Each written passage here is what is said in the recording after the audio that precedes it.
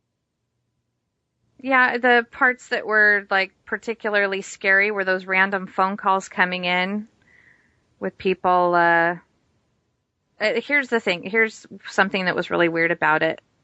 Was the way that the people act once they're infected. Mm-hmm. I don't know if you want me talking about this. You might shut me down again. I might. Yeah. Be ready. Okay.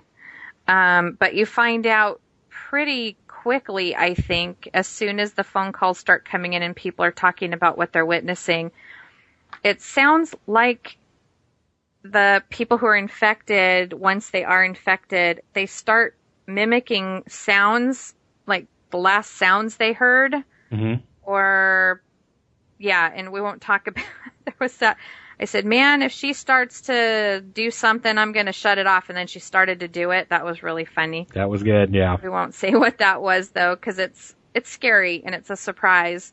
But, yeah, I found that really interesting because then I was like, what is it that's making these people, like, they sound like a tape recorder and they mimic whatever sound they heard last. Because you hear these people that were attacking people in a car and they were making the sound of windshield wipers. Right. That's weird. That's Definitely. just twisted and scary. If I'm going to be attacked by a group of people and they sound like a bunch of windshield wipers, that's weird. Like, I can't even, that's just weird. Yeah. It's very dreamlike and bizarre. And these were the kind of phone calls that were coming into the studio. And that's why they were just like, what? This has to be a hoax. What are these people talking about? So there was just very creepy and unique elements that I really enjoyed. Okay. Well, and I liked the doctor. That was the other thing I wrote. Yeah, he was entertaining. He was a survivor. I always like a survivor. And the doctor was just, he was funny. He was like a little bit of, I can't say comic relief. It wasn't hilarious. No. But he was a little bit of lightness that came in just to kind of, to break the mood just a little bit. Yeah. Yeah. Basically so to give you a lull to rev it up again. Exactly. Yeah. So. And I had just written that it was very realistic and it was scary. Okay. Yeah. Well, let's move on to talking about the Tower of Terror. Okay. Okay, so we checked out the Disney movie Tower of Terror. Mm-hmm. One of your favorite rides there at California Adventures. Yes. And what did you think about that? Or do you want to let's get an idea what the movie's about first? Okay. Well, it's from 1997, believe it or not. Okay. Steve Guttenberg stars as a tabloid reporter who wants to return to mainstream journalism. All he needs is a big story. He gets one when he happens upon the mystery surrounding the disappearance of 5 people at an old luxury hotel in the 1930s. The locals believe that the ghosts of those 5 people now haunt the hotel. Kirsten Dunst co-stars in this spine-tingling Disney mystery thriller. There you go. Okay, well... Would you call it spine-tingling? Not even no. Oh, I was going to say not even a little, but there were maybe a couple. There were certainly some jump scares in there, and there might have been a couple of cool things. Yeah. What was your general impression of this movie? For me, I think that it's absolutely a great movie for kids. Yeah. It doesn't have anything overly scary or really, it's completely safe for children. There's the one scene where a wheeling table kind of comes around the corner and there's like a guy laying on it. And I was like, that's a little weird. And he sits up and he doesn't have a head. Yeah. But it's not like gory, bloody, crazy. He looks like a mannequin with a head missing or something. That was probably the most shocking thing in it. But I mean, the ghosts are friendly. Everybody's happy. I just thought for myself, because I can really enjoy kids' movies. Oh man, especially if they're done like, I love a good kids' movie. This one I think would be a great one to put on for the kids. Maybe if you have something else to go do. Yeah. Okay. I don't think it was for adults at all. No, that would be my complaint. Yeah, it didn't have anything in there really to offer me. I like Kirsten Dunst, and she was cute in it. Mm-hmm. But yeah, I would absolutely rent it for kids, no problem. It's perfectly safe and great for that, but yeah, it didn't have the jokes in there for the adults. A lot of times Disney will put things in there for everyone to enjoy, but right.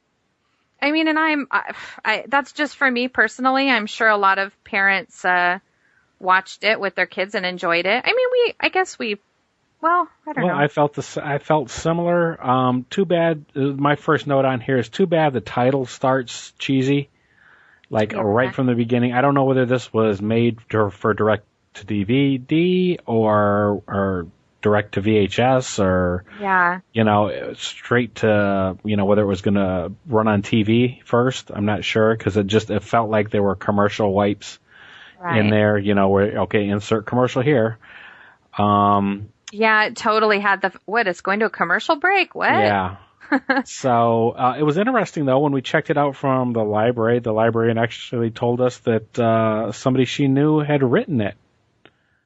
Yes. Was responsible for the writing of this. So yeah, that was really interesting. I mean, and it's a little mystery, which is cool. Yeah, there was a twist or two in there and stuff. Yeah, and it wasn't hard to figure out as adults, but I mean, kids would love it. It's kids a lot of times they take things for face value, so the twist at the end might go, oh my gosh, it might surprise them. It might. So I thought it's a great movie for kids, and I'm looking at the reviews here, and a lot of people who reviewed it said they watched it when they were a kid and loved it so much they got it for, they rented it and they still love it. And someone said it's great for any age. And, a lot of them, they all agree it's not scary at all. It's not going to scare your kids or traumatize them. So, right. Just a fun movie. I've got down here that would be fun for tweens. Tweens? Yeah. Huh. Okay. Preteens and stuff, you think? No? Maybe. They'd maybe be outgrowing it by then, I think, but I don't know. But all kids are different, so. Okay. The effects were a little cheesy. Little. I was expecting a little bit more for Disney, but then again, you said it was 97. 97. Yeah, so maybe the effects weren't quite there yet. Yeah. There wasn't very many in them. I actually tried to write down the scary parts and. Other than the jump scares, or yeah, because I wrote several startle scares, so there was just a couple of those. Rattling doors, rats, of course. Rats are scary. No, they're cute with chocolate chip cookies. I know, they're adorable. Yeah. Ghostly images, but the ghosts look like people. Right. And then it was kind of bothersome to me because once the ghosts were just coming and talking to the people, they were all just hanging out and getting to be friends, and the ghosts just looked like people. They looked like solid. They didn't have a glow or any. I wanted them to look more ghostly, but they were just people. Okay. So the ghosts weren't scary, but and then there's music and voices that you're hearing in other rooms, and then just moving objects, books opening and pages flipping and things falling over on the shelves. So that was about it for the scary parts, and there weren't a lot of them. Okay. What? Gutenberg, I found him horribly annoying. He was a very annoying character. I was just getting ready to ask you about him. When did? What do you think about him as an actor? He's all right as an actor for me. When to me, at some point, he seems like he became a B movie actor somewhere along the line. I don't know. He must have made a couple bad decisions. I'd have to look on IMDb and see what. Somewhere along the line, it seems like he's become a punchline, and nothing about him personally, which, it sounds terrible saying that. But, yeah. You know what I mean? It seems like somewhere along the line... It was Police Academy that did it, probably. But see, I thought he was great as the lead in those, so I don't know. Not everybody loves Police Academy, though. Well, okay. Horrible. All right. So, strong recommend for kids, but like you said, if you're an adult, put it on when you've got other things to do there and... Yes, you could absolutely, if you've got small kids that would like a nice, perfect for Halloween, Yeah. Totally not scary. You could trust to put it on for your kids and leave them alone with it. It's not gonna scare them. Yeah. But yeah, it was kind of a cool little story, and it's got the twist and all that. It's a mystery, so you're wondering what's going on. Okay. If you want a scarier Disney movie, that's genuinely scary. My favorite, Watcher in the Woods. That is one I would absolutely recommend. Okay. I think I rented it and showed it to you, didn't I? Yeah, we did. We talked about that before, I think. We did. I think we mentioned it briefly, yeah. Yeah, The Watcher in the Woods. It's great. It's from 1980, and it actually has Betty Davis in it. Yeah. But anyway, yeah, it's an awesome movie, and it's got like teenagers in it, so it's more like that age group. But yeah, it's genuinely scary. Okay. The Watcher in the Woods. Check it out. Cool. Well, let's move on to Garbage In, Garbage Out then. Okay. All right. I love that movie. It scared the crap out of me when I was little. Okay. Well, it came out in 1980, so I was over 10 years old. I was going to say, you weren't that little. I was probably 11 or 12. Even now, it's scary. I mean, it doesn't scare me now, but... Okay. Did it scare you? Not so much. Oh. Well, I remember you saying, is this a Disney movie? Well, I was more... It's scary for a Disney movie. That's true, yeah. And what scared me for a Disney movie was that Headless Horseman with that flaming pumpkin at the end of the animated thing. Yes, the animated one. That was, oh, man. How could anything animated actually scare you? I don't know. You're so sensitive. I'm so sensitive. I never smile if I can help it. Showing one's teeth is a submission signal in primates. When someone smiles at me, all I see is a chimpanzee begging for its life.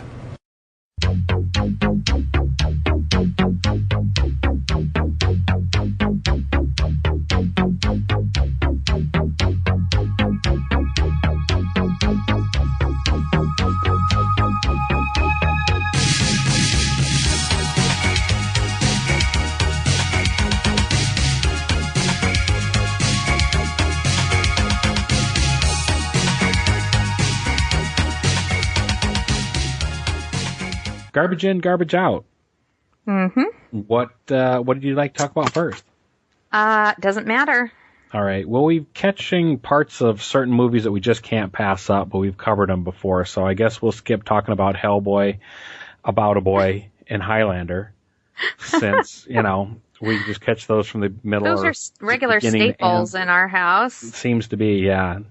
We don't watch sitcoms and stuff. We just watch 15 or 30-minute segments of movies over and over again. The big one that we watch then is American Horror Story. Yes. And what do you think about that? I'm really enjoying that a lot. Are you? Well, it took us a long time to watch it, but once we started, we caught up in a single night. Yes, we had 4 episodes on there. 4.5 or, well, I mean, that first one was what, an extra 15 minutes, an hour 15 minutes or something? Yes. We watched them all in a row. I would have kept going. I just stayed up all night and just kept going with them. I've got a couple of complaints, a couple of minor things and stuff. I'm going to start out with a quote from Tolstoy, though. Okay. Anna Karenina. Yeah. Happy families are all alike. Every unhappy family is unhappy in its own way.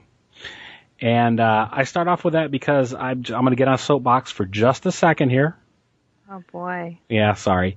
But it's just because of something that I read online with people referring to this, where they were talking about, he's a dog, he cheated on her, and I'd be out of there, blah, blah, blah. Well, you know what? You've got to be careful. Oh. You got to be careful judging other people's marriages and what happens. What I liked about this and the writing in this was seeing the relationship. And if you haven't seen this show, definitely try to catch it. They're going to do a marathon actually tomorrow, I think.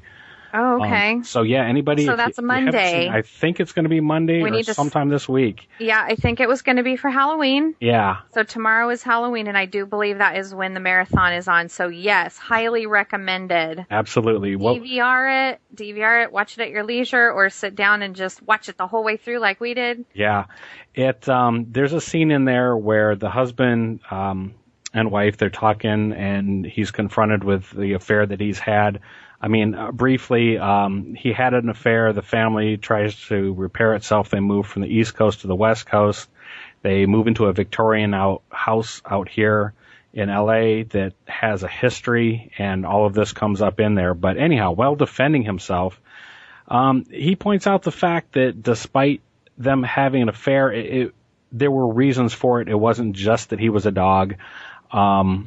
And so on. So I liked that he got a chance. I'm sounding like I'm defending him or something, and I'm not. But I'm just saying, having gone through a divorce myself and so on, people are often quick to judge people for what they do, and they have no idea what actually happens in a person's marriage. So that's right. Don't be quick to cut your friends off if they're friends or whatever. You know what? Let me get off the soapbox and just move on. Well, Sorry. and I was going to say, even if it's like, oh, well, I went through that same thing and I wouldn't put up with that, still every situation is different. That's true. No two situations are the same. No two people are alike. Yeah, there's a different side to the other story for the reason. And I'm with you. You can't judge other people's actions or why they stay together or what. You cannot, unless you've walked in their shoes and you live inside their head with them. Yeah, you can't judge people. Yeah. Now, having said that, a couple of ladies that I had seen comments that made those comments and stuff, and that's great. If you wouldn't put up with it, then great. And that's going to be my complaint with the show. It's either get over it, either shut up or split up. Okay, but having said that, and I'm only picking this apart because I'm enjoying the show. I love that they covered it. I love that he got a chance to say what he had to say about her getting a dog instead of, because they've obviously they're dealing with a tragedy and they were driven apart. And I was gonna say, for people who haven't seen it, they suffered the loss of a child. She miscarried her baby pretty far along, and we're ready to have a new son, and then she miscarries, and it was so devastating, and they both dealt with the grief in their own way. Right. And the wife, she chose to cut herself away from her husband and buy a dog and go off and be by herself. Right. And he was hurting and had no support. So. Yeah.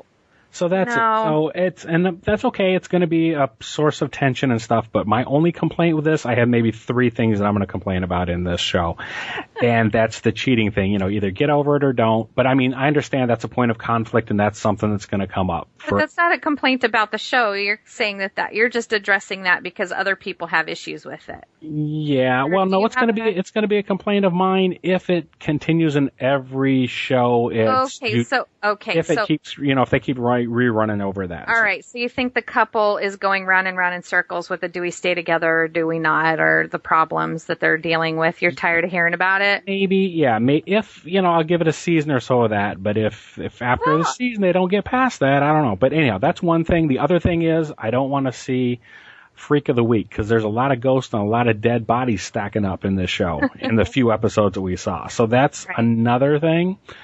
And the crazy edits. It was, and I'll forgive some of it just because, a lot of these things are taking place. You're dealing with a ghost story, so some of them have a dreamlike quality. Right. So I can accept that, but there's one particular instance where they're in a doctor's office. Mm-hmm. The nurse passes out. Yeah, they're actually in the hospital in an emergency. She's in the emergency room lying in the bed, and they just did an ultrasound. Yeah, and the nurse passes out, and then the next scene they cut back to him, and the father's on the phone talking to the daughter, saying, "Yeah, we're on our way home right now." And it's like, what the hell just happened? Yeah. What did I miss? Yeah. So there's some crazy edits. I'm not sure if there's. I don't know what happened there. That's a minor. This must be I guess I'm suffering the Xena effect because I'm just going with it. Really? Okay. Yeah. I guess I'm not suffering. It's a good thing, the Xena effect. Because people used to say, "Oh my gosh, how can you watch Xena? That is so stupid. Like that would ever happen. Look at that." Just go with it. That's what I used to tell people. Just go with it. This one, a lot of times I can't just go with it. Like with Terra Nova, it's like I want everything to be perfect. I don't want to see any discrepancies because it's going to ruin the illusion for me. Mm-hmm. But this one is so like wild and wacky. And there's, like you said, there's like dream states where, the husband is sleepwalking and he's seeing things and he's hallucinating and, they're all kind of, sometimes you're like, okay, were they just talking to a person or are they interacting with a spirit? You don't really know there's so much going on that those technical problems, that was the one that stood out for me as well. Mm-hmm. But I was able to just go, oh, well, what's going to happen next? Because it was so entertaining for me. I don't care. Okay. Well, it's imperfect. It's imperfect. But, like I said, I'm only picking it apart because I like it so much. I really am enjoying it, and there's so much going on. Even little visual cues and stuff. You caught a couple of them that I didn't, and I'm usually pretty good at spotting those, but it's definitely a show, and I've talked about before, that you can play along with. I mean, that requires you to pay attention, and there's little Easter eggs in there for you to find if you're... if you care to watch it that closely, like when Lost was on and stuff. Right. So. Yeah, good thing for DVR. Yeah. Oh, go back. Go back. What was that? Oh my gosh, did that move? Yeah, that kind of stuff. Yeah, when the mother and daughter are having a conversation in the room, if you look carefully, you'll notice that the coins are moving around on the nightstand or on the dresser. Yeah, they're in one position, and as the camera angle goes back, they're in a different position, and then they actually go back. So there's all kinds of little things like that in there to look for. Yeah. But as far as the relationship between the husband and the wife, he has a little bit of a dog. But anyway, that aside, okay, he's trying. They're both trying. Well, yeah. And you were saying that you'll get maybe tired of the relationship, them dealing with that. But it started out, they moved into the house and she couldn't even look at him. Things were really tense. He'd try to comfort her, put his arm around her, and she'd push him off. Right. But then things got better. They've already, they mended everything and were already on a good road, and they were getting their relationship back, and then some other events happened. Yeah. And now they're splitting again. So I don't feel like, I don't know, you made it sound like maybe the relationship, it was going to get stale doing the same thing all the time with the relationship, but I feel like it's already been a roller coaster ride for them. They were bad, they were good, now they're bad again, so it's not, it's always changing. Yeah. So it doesn't bother me. I don't. And that guy, he's digging his own grave so fast. No Things pun are intended. and the spirits are helping him. I love it. The spirits are totally messing with him, and now he's really got, oh my gosh, I wish I could talk about it, but for those people who haven't seen it yet. Now, if you haven't seen it yet, you absolutely have to get on board with that marathon. Yeah, check out the marathon, and then next week, if we want to talk about it again, we're doing spoilers. Okay. Because there's really fun, specific things. Okay. But we won't say anything now. Yeah, and an excellent cast. And what's it called again? American Horror Story? American Horror Story. Yeah. Okay. And the cast in it is just superb. There's so many character actors and just big actors, and just it's super. So Siler was there. Yes, he was. Only he wasn't Siler. No, he wasn't. He was more like himself. Yeah, I love him. He's awesome. But yeah, and it's on FX. Yeah, that's the only problem. It's on FX. Are they showing them online, I wonder? I don't know. If you could catch it online, absolutely worth checking out for sure. I will look on the FX website, and I'll see if they're showing them online, and if I can find them, I'll post the link in the show notes. And you were asking me how long this was supposed to go. I see that it, according to what I'm looking at, it's scheduled for 13 episodes, so we at least have a good season of it. So if it doesn't get picked up, I really hope they wrap it up. I don't want... I do not want another Deadwood situation or Carnival, especially not Deadwood. No, that was terrible. Yeah. I couldn't wait for the new season. It's like, it got canceled. Yeah. No, we don't want that. But this American Horror Story, I can't see it going on forever because it's focused on one family right now. They've moved into this house, which is on the what is it? The murder tour? The murder tour, yeah. It's in LA, and there's actually a murder tour that goes around LA and visits houses where murders have taken place, and these people find out their house is on the tour. So that's great. She's out there cutting the roses. I'm like, here comes and this house to your right, and they're and she's like, I'm in my yard trying to cut roses. But so I can't see them staying in the house forever, and I can't see them going on forever the way they are. Okay. Something, you know what I mean? It can't be it's not going to be a show that's on for 5 years or anything. I can't see that. Okay, well. It'd be awesome if they could keep it up. If keep the momentum, that would be great. But I think it might spin itself out. Yeah, hopefully not though. It would be great. I mean, but you can't just follow they're going to move eventually. Though they could just keep getting new families in the house, maybe. True. Maybe it'll become about the house and not the family in it per se. Well, it's already about the house because we've met all kinds of people who died in that house already. Well, like I said, the ghosts and the bodies are stacking up for sure. So.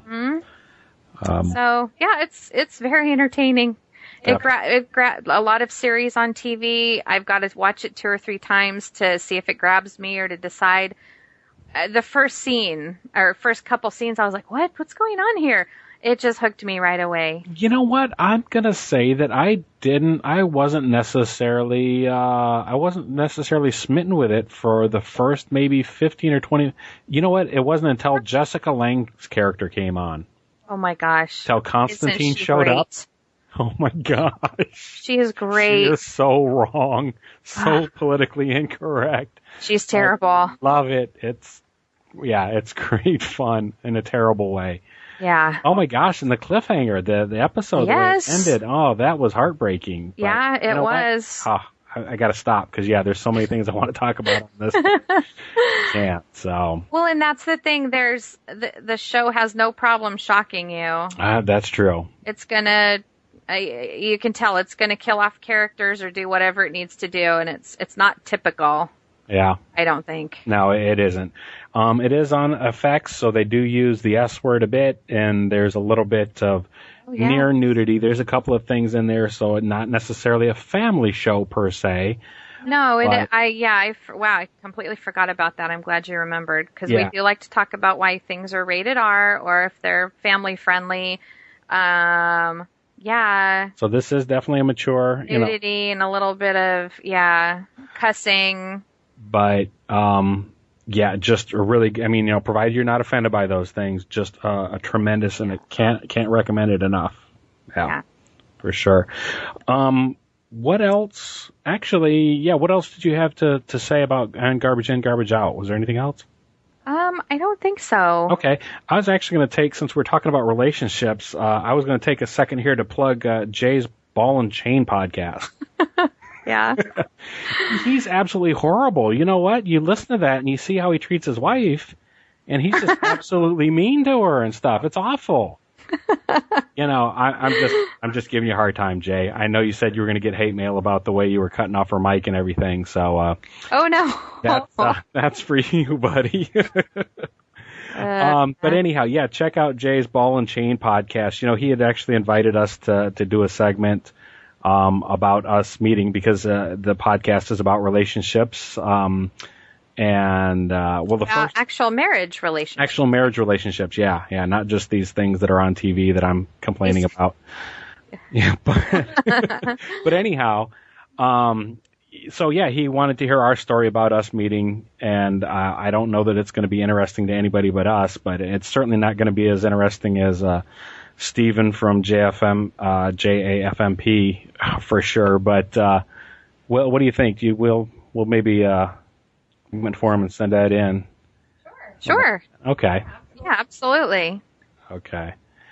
Well, what else you know what? We're going to go absolutely long on this one, but... It's because you got on the soapbox. It is. I'm sorry about that. It's a pet peeve of mine, but whatever. You don't know. It's like when I divorced the first time, my friends were blown away. Like, we thought you were well, you know what? I don't air my problems out for everybody. So you shouldn't have known that I was, whatever. Okay. So anyhow. Well, I'll just say real quick, when I went through my divorce too, I was the bad person because everyone thought I was married to just the most angelic, wonderful person ever. Now you are, but... Now I am, yes. Yes. Okay. But I didn't think I would ever be forgiven by anybody, and people just didn't know. People did not live with us, and they had no idea. So yes, please don't judge. Boy, I tell ya. Okay, here, let me help you down off the soapbox. Hey, it's our wedding anniversary tomorrow. It is. Yes, it is. 8 years. Amazing. Has it been that short a time? I don't know. Sometimes it feels like forever, and sometimes it feels like yesterday. Yeah, that's a good thing. It's a good thing. I would marry you every day of my life. Yay. That's so gross. People are turning off their podcast right now. They're like, okay, this is done. That's enough of that, yeah. Well, you know what? We almost did we want to talk just briefly. We almost did just an Addams Family podcast. We were talking about Halloween being for kids and, yeah. But I like that idea. And I actually checked out the Charles Addams book, the complete Charles Addams. Oh, you like the idea of doing the Addams Family? Yeah, just because that's fun stuff, creepy, and I know those are, it's not horror, but they're absolutely creepy, fun, though. Yes. And if you ever get a chance, or if you only know Charles Addams' work from the Addams Family, you need to check out some of his illustrations and cartoons, because they're just so creepy and weird. I wish I could find a good treasure trove of them online just to show people, but go to the library, pick up a book, check out some of Charles Addams' work, because it's fun. There's a lot of people right now going to the library. What's the library? Yeah. What is this library you speak of? I know. But yeah, we checked out a giant book. I don't know if all of his work is in there or what. No, but mostly the highlights from from the 60 years. I mean, he worked until he was 90 something. I know they published after he passed on in his 90s. So he worked right up to the end. And we got talking about this because, or at least one of the things I was talking about was the Angus Oblong stuff. Yeah. There's only those 13 episodes of the Oblongs, and Angus's book is just, it's funny and creepy also. And, we've thought about it, and it's like, a lot of times people think, oh, horror, this is something new, or, 80s horror movies, that's the beginning. It's always not everybody. There's often been a macabre side to people's works, right? Mm-hmm. Right back from the beginning. I mean, all along you can find, Edgar Allan Poe, H.P. Lovecraft, authors just all the way back. There's scary stories that people love to be entertained by. Oldest time. Yeah. So, maybe we'll still do the Addams Family at one point here. That would be fun. Fun stuff. Yeah. So, anyhow, what else did you have you have a Crawling Chaos for us. I have a Crawling Chaos. Tell me about it. And it's so ridiculous, but so fun. Did you ever hear that Nicolas Cage was possibly a vampire? I've heard that Nicolas Cage is everybody. Oh, well, there you go. That could be why. I'll see if I can find that website, but why don't you tell me why you think he would be a vampire? Well, I'm not sure I think that. Oh, okay. But apparently, there's a man who is selling a photo on eBay, and the photo was taken during the Civil War, so it's a Civil War era photograph. Mm-hmm. I guess they don't have the exact year. They think they know, maybe. But anyway, you can look over here if you like. But does that look like Nicolas Cage? I've seen that image before, and yes, that looks. I'd almost want to say that it's doctored, but no, that's no, it's really him. That is really creepy. He was alive during the Civil War. Yeah. So it was just funny because a lot of people online are arguing about it. There's a lot of people who believe in vampires, and they're like, "Oh my gosh, it's a spitting image. That is him. That is him."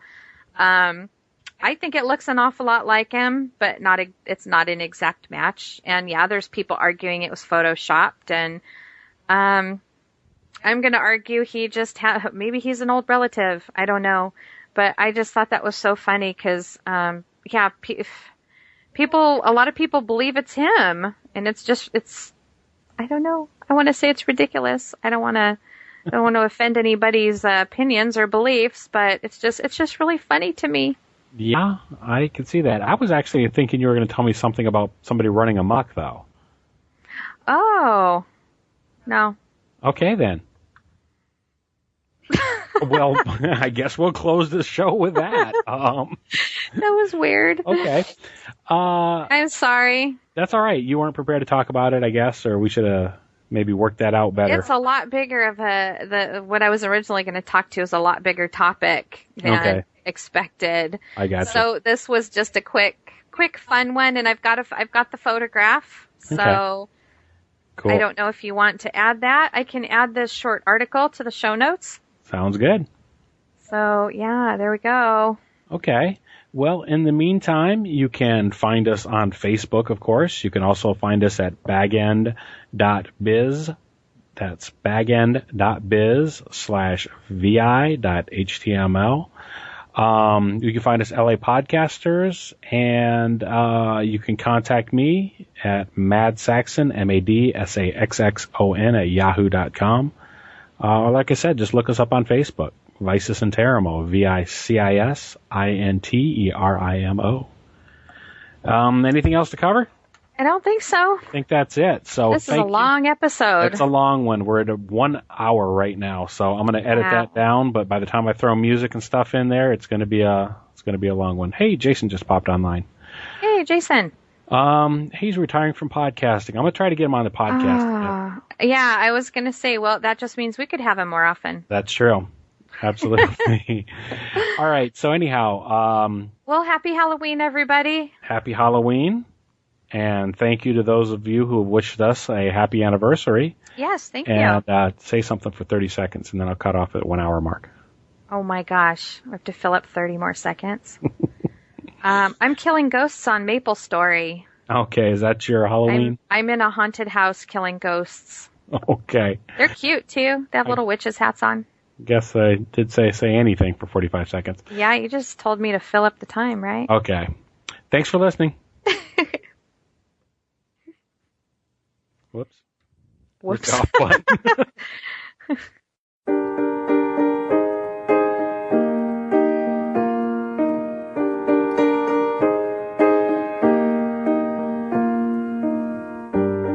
Dear cousin, I got your letter.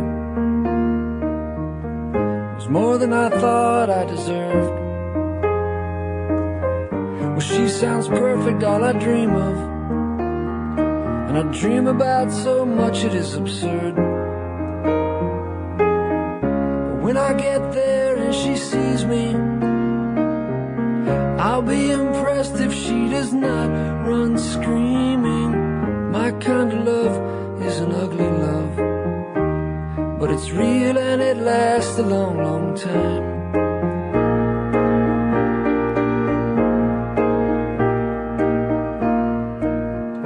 I had a thought while I was sleeping, and I dreamed about a place for us to rest. Eternity under the old oak tree, but I go too far, I guess. Maybe I'll think about tomorrow, and maybe I can get her to stay that long, 'cause my kind of love is an ugly love, but it's real and it lasts a long, long time.